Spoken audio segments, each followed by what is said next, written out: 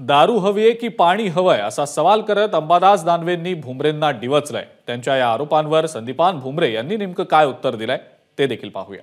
ही दारूची बाटली आहे, भुमरेंचा व्यवसाय दारू आहे। आम्ही दाखवतोय दारूचा व्यवसाय तुम्हाला चालतो का? तुम्हाला दारू पाहिजे का पाणी पाहिजे? हा आमचा संभाजीनगरकर जनतेला सवाल आहे।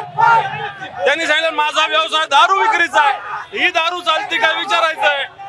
पैठणची दारू संभाजीनगरात आणायची का हा माझा प्रश्न आहे, म्हणून ही दारूची बाटली आहे। पोलिसांनी दोघांनाही एकाच वेळी परवानगी दिली होती का वेगवेगळी वेळ होती ते मला नाही माहिती, टेक्निकल गोष्टी मला नाही माहिती। एकमेकांच्या अंगावर धावून जाण्यापर्यंत वेळ का आली? पोलिसांना विचारा, इथं कुठं पोलीस बंदोबस्त विचारा, पोलिसांची जबाबदारी आहे। पोलीसच नाही तर मी काय करू?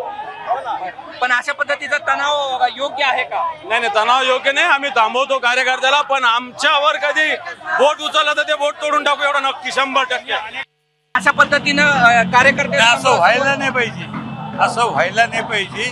पण नेमकं काय झालं मला काही माहिती नाही, काय माहिती काहीच नाही ना।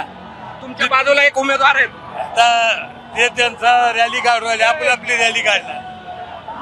तुमच्या बाजूला प्रचार करतात एक उमेदवार अंबादास दानवे, तुम्हाला हिनवतात हातात दारूची बॉटल घेऊन। अरे जाऊ दे, किती हिनून देणार दारूचा काय, तिंदा तेच विषय आला, झाला ते विषय काय पाहू शकता की तिथे आता तुमच्या विरोधात प्रचार केला करू देणार त्यांना दाखवून 4 तारखेला।